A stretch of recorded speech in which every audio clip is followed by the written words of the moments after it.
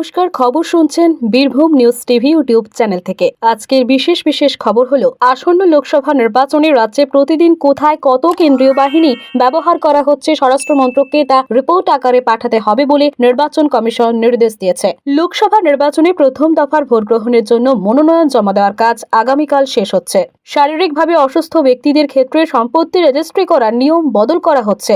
দোলের দিন অভব্য আচরণের জন্য কলকাতায় ৩০৫ জনকে গ্রেফতার করা হয়েছে। বিভিন্ন জেলা থেকে একাধিক দুর্ঘটনার খবর আসছে। আইপিএল ক্রিকেটে কলকাতা নাইট রাইডার্সের পরবর্তী খেলায় সূচি প্রকাশ করেছে বিসিসিআই। আসছি বিস্তারিত খবরে।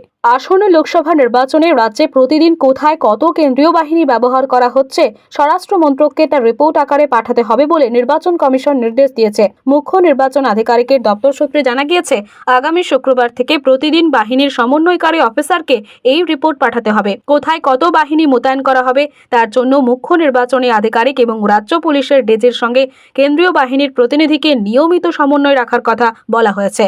প্রয়োজনে বাহিনীকে নিয়ে যাওয়ার জন্য রেলকে বিশেষ ট্রেন দেওয়ার কথাও বলা হয়েছে। লোকসভা নির্বাচন অবাধ ও শান্তিপূর্ণ করতে এপ্রিলের শুরুতেই আরও ২৭ কোম্পানি কেন্দ্রীয় বাহিনী রাজ্যে আসছে। এর মধ্যে সিআরপিএফ ১৫ কোম্পানি, বিএসএফ ৫ ও সিআইএসএফ ৭ কোম্পানি। কেন্দ্রীয় স্বরাষ্ট্র মন্ত্রক রাজ্য সরকারকে চিঠি দিয়ে কথা জানিয়েছে। আগেই রাজ্যে এসেছে ১৫০ কোম্পানি কেন্দ্রীয় বাহিনী। লোকসভা ভোটের প্রথম দফায় আগামী ১৯শে এপ্রিল কোচবিহার, আলিপুরদুয়ার ও জলপাইগুড়ি লোকসভা আসনে ভোট নেওয়া হবে। এই প্রেক্ষিতে ভোট কর্মীদের প্রশিক্ষণ দেওয়ার কাজ শুরু করেছে নির্বাচন কমিশন। মহিলা ভোট কর্মীদেরও দেওয়া হচ্ছে প্রশিক্ষণ। এদিকে এই দফায় মনোনয়ন জমা দেওয়ার কাজ আগামীকাল শেষ হচ্ছে। পরদিন সেগুলি পরীক্ষা করে দেখা হবে। প্রার্থী পদ প্রত্যাহারের শেষ দিন ৩০শে এপ্রিল। বিভিন্ন অনুষ্ঠান ও র্যালির মাধ্যমে প্রবীণ নাগরিক, চা বাগান শ্রমিক, সাধারণ মানুষকে নিজের ভোটদান অধিকার সম্পর্কে সচেতন করার কাজও করছে কমিশন। জেলা শাসক তথা জেলা নির্বাচনী আধিকারিকরা ভোটারদের মধ্যে আস্থা বাড়াতে সশস্ত্র বাহিনীর রুট মার্চে অংশ নিয়ে সাধারণ মানুষদের সঙ্গে মত বিনিময় করছেন। আসন্ন লোকসভা ও বিধানসভার ভোটে পরিবেশ বান্ধব নির্বাচনকে উৎসাহ দিতে একাধিক পদক্ষেপ নেওয়ার কথা জানিয়েছে নির্বাচন কমিশন। বিভিন্ন রাজনৈতিক দলকে ভোট প্রচার চালানোর সময় কাগজের ব্যবহার যতটা সম্ভব কমানোর নির্দেশ দেওয়া হয়েছে। ইবুক, ই ডকুমেন্ট এবং কাগজের দুদিকই ছাপার জন্য ব্যবহারের পরামর্শ দিয়েছে কমিশন। রাজনৈতিক দলগুলির প্রচারের কাজে পরিবেশ বান্ধব যানবাহন ব্যবহারের ওপর গুরুত্ব দেওয়ার পাশাপাশি কমিশন প্রচার অভিযানে পুনর্নবীকরণযোগ্য শক্তি ব্যবহারকে উৎসাহ দিতে বলেছে। নির্বাচনী কর্মী এবং রাজনৈতিক দলগুলি একবার ব্যবহারযোগ্য প্লাস্টিক সম্পূর্ণ বর্জন এবং সব ধরনের বর্জ্য সঠিকভাবে ফেলার জন্য পৃথক ব্যবস্থা রাখারও নির্দেশ দিয়েছে কমিশন। দেওয়াল লিখনকে কেন্দ্র করে দক্ষিণ ২৪ পরগনার ভাঙড় অশান্ত হয়ে ওঠে। ভগবানপুর গ্রাম পঞ্চায়েতের জিরানগাছা বাগানাইট গ্রামে আইএসএফ ও সিপিএমের কর্মীরা যৌথভাবে যাদবপুর কেন্দ্রের বাম গণতান্ত্রিক জোট প্রার্থী সৃজন ভট্টাচার্যের সমর্থনে দেওয়াল লিখছিলেন। আর সেই সময় তৃণমূল কংগ্রেস কর্মী সমর্থকরা তাদের ওপর হামলা চালায় বলে অভিযোগ। দুপক্ষের সংঘর্ষে ঘটনা এলাকায় ব্যাপক উত্তেজনা দেখা দেয়। আহত হন বেশ কয়েকজন। নাজিমউদ্দিন মোল্লা নামে এক আইএসএফ কর্মীর মাথা ফাটে বলে অভিযোগ। পোলেরহাট থানার পুলিশ গিয়ে পরিস্থিতি নিয়ন্ত্রণে আনে। পরে সৃজন ভট্টাচার্য সেখানে গিয়ে নাজিমউদ্দিনকে সঙ্গে নিয়ে থানায় এফআইআর দায়ের করেন। আমাদের সংবাদদাতা জানাচ্ছেন, আইএসএফ তাদের দেওয়াল দখল করার অভিযোগ তোলে তৃণমূল কংগ্রেসের বিরুদ্ধে। তৃণমূলের পাল্টা দাবি, বাড়ির মালিকের অনুমতি নিয়েই তারা দেওয়াল লিখেছিলেন। আর সেই সময় আইএসএফ কর্মীরা এসে তাদেরকে মারধর করে। সন্দেশখালীতে বিজেপি প্রার্থীর বিরুদ্ধে পোস্টার দেওয়া নিয়েও দলে আলোচনা হবে বলে রাজ্য সভাপতি সুকান্ত মজুমদার জানিয়েছেন। তিনি বালুরঘাটে গতকাল বসন্ত উৎসবে অংশ নিয়ে সাংবাদিকদের প্রশ্নের উত্তরে জানান, বিজেপির মতো দল অনেকেই প্রার্থী হতে চান। সেই প্রত্যাশা পূরণ না হলে এই ধরনের বিরোধিতা দেখা যায়। তবে দল এই ব্যাপারে বিচার বিবেচনা করেই পরবর্তী সিদ্ধান্ত নেবে। দলীয় কর্মীদের এ ব্যাপারে বোঝানো হবে বলে তিনি জানান। রাজ্যে সরকারি আমলাদের পদোন্নতি সংক্রান্ত নিয়মবিধি পরিবর্তন করা হয়েছে। কোনো আমলা যদি অন্তত ২ বছর যুগ্ম সচিব পদে দায়িত্ব সামলান তবে তাকে পদোন্নতি দিয়ে সচিব পদে বসানোর বিষয়ে ভাবনা চিন্তা করা হবে বলে কর্মীবর্গ এবং প্রশাসনিক সংস্কার দপ্তর থেকে জারি করা এক নির্দেশিকায় জানানো হয়েছে। পাশাপাশি কোনো আমলা যদি কমপক্ষে ২ বছরের দায়িত্বে থাকেন তবে সেই আমলাকে যুগ্ম সচিব পদে বসানোর বিষয়ে বিবেচনা করা হবে বলে সরকারি নির্দেশিকায় উল্লেখ করা হয়েছে। শারীরিকভাবে অসুস্থ ব্যক্তিদের ক্ষেত্রে সম্পত্তি রেজিস্ট্রি করার নিয়ম বদল করা হচ্ছে। এখন থেকে যারা রেজিস্ট্রি অফিসে যেতে অপরাগ শুধুমাত্র তারাই বাড়িতে বসে দলিল সই করতে পারবেন। একমাত্র অসুস্থতার কারণেই কাউকে বাড়ি থেকে রেজিস্ট্রির অনুমতি দেওয়া হবে। এক্ষেত্রে অসুস্থতার প্রমাণপত্র হিসেবে অ্যালোপ্যাথি ডাক্তারের শংসাপত্র জমা দিতে হবে।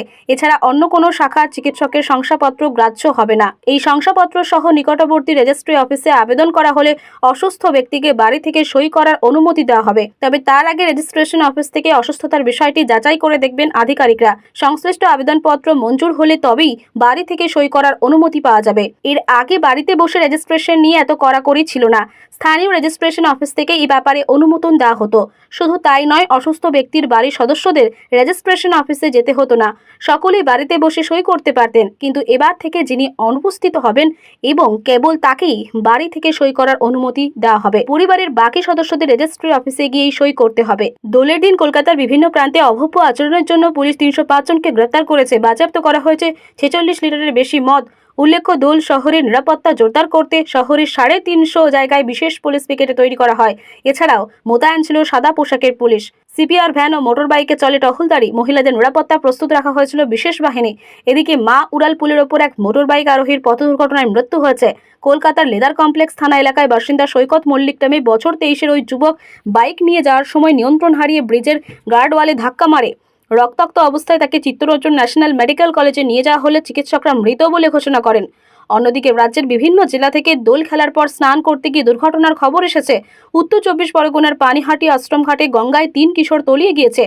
আমাদের জেলা সংবাদদাতা জানিয়েছেন, রনি, আদিত্য, নীরজ ও শিবম এই 4 বন্ধু বেলা 11:30 নাগাদ গঙ্গায় স্নান করতে নামে। পূর্ণিমার ভরা কোটালে জলস্তর বৃদ্ধি পেলে শিবম সাঁতার কেটে ঘাটে চলে আসলেও বাকিদের সন্ধান মেলেনি। ডুবুরি ও বিপর্যয় মোকাবিলা বাহিনীর কর্মীরা সন্ধ্যায় ঝড় বৃষ্টি শুরু হওয়া পর্যন্ত তল্লাশি চালালেও তাদের খোঁজ মেলেনি। প্রত্যেকেরই বয়স 14 থেকে 15 বছরের মধ্যে। এদিকে দোল খেলে স্নান করতে গিয়ে জলে ডুবে বাঁকুড়া ও পূর্ব বর্ধমান 2 জেলার 4 কিশোরের মৃত্যু হয়েছে। এদের মধ্যে 2 জন সহোদর ভাই। বাঁকুড়া বর্জরা কৃষ্ণনগর এলাকায় বন্ধুদের সঙ্গে দামোদর নদে স্নান করতে গিয়ে জলে তলিয়ে যায় বছর 15-র সোনু কুমার ও তার ভাই 13 বছরের সানি। পরে স্থানীয়দের নদী থেকে তাদের মৃতদেহ উদ্ধার করে। আর এই ঘটনায় এলাকায় শোকের ছায়া নেমে এসেছে। পুলিশ দেহ দুটি ময়নাতদন্তে পাঠিয়েছে। সোনু ও সানির বাবা প্রমোদ কুমার আদতে বিহারের বাসিন্দা। কর্মসূত্রে তিনি বর্জরার ভাড়া বাড়িতে থাকতেন। পূর্ব বর্ধমানের কাল্লার জিয়াউধরা এলাকায় রং খেলে স্থানীয় পুকুরে স্নান করতে গিয়ে মাধ্যমিক পরীক্ষার্থী করুণ দাস ও তার সম্পর্কিত ভাই 9ম শ্রেণীর যিশু দাস জলে ডুবে যায়। দুজনই সাঁতার জানত না। স্থানীয়রা তাদের উদ্ধার করে কাল্লা হাসপাতালে নিয়ে গেলে চিকিৎসক মৃত বলে ঘোষণা করে। সারা রাজ্যের মহাসমারোহে গতকাল দোল উদযাপিত হলেও বর্ধমানে আজ দোল উৎসব পালিত হবে। রাজ আমল থেকে এই নিয়ম চলে আসছে। দোলের দিন বর্ধমান রাজ পরিবারের কুলদেবতা লক্ষ্মীনারায়ণ জীবের রং খেলার দিন নির্দিষ্ট থাকে। ওই দিন শুধুমাত্র দেবতার পায়ে রং দেওয়া হয়। পরদিন রাজ পরিবারের সদস্য এবং তথাকথিত প্রজারা দোল খেলেন। তবে গতকাল শহরের বিভিন্ন জায়গায় বসন্ত উৎসবের আয়োজন করা হয়। শান্তিনিকেতন বিশ্বভারতীতে এবার বসন্ত উৎসব না হলেও সেখানকার রতনপল্লী এলাকায় নানান সাংস্কৃতিক অনুষ্ঠানে স্থানীয় বাসিন্দারা ছাড়াও সামিল হন পর্যটকরা। তবে কী কারণে বসন্ত উৎসব হলো না তা নিয়ে বিশ্বভারতী কর্তৃপক্ষ কোনো বিজ্ঞপ্তি প্রকাশ করেনি। বসন্ত বন্দনার দিন স্থির করার জন্য আজ বৈঠক ডাকা হয়েছে।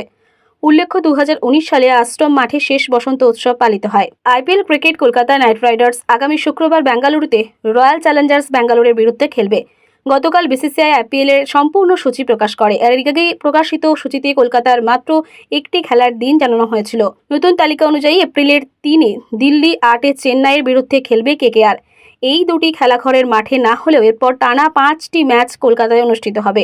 ঝাড়খণ্ড থেকে মণিপুর পর্যন্ত বিস্তীর্ণ অক্ষরেখা এবং বাতাসে জলীয় বাষ্পের আধিক্যরণের কারণেই আজও রাজ্যের সর্বত্র ঝড় বৃষ্টির সম্ভাবনা। গত সন্ধ্যায় দক্ষিণবঙ্গের প্রায় সব জেলাতেই বজ্রবিদ্যুৎ সহ বৃষ্টি হয়েছে। উত্তরবঙ্গের জেলাগুলিতেও বজ্রবিদ্যুৎ সহ বৃষ্টির পূর্বাভাস রয়েছে। আর সেই সঙ্গে ঘন্টায় 30 থেকে 40 কিলোমিটার বেগে ঝোড়ো হাওয়া বয়ে যেতে পারে। আগামীকাল পর্যন্ত বিক্ষিপ্ত বৃষ্টির পূর্বাভাস দিয়েছে আলিপুর আবহাওয়া দপ্তর। এদিকে আলিপুরে আজ সর্বনিম্ন তাপমাত্রা রেকর্ড করা হয় স্বাভাবিকের থেকে 1 ডিগ্রি কম, 22.7 ডিগ্রি সেলসিয়াস। শেষ হলো স্থানীয় সংবাদ।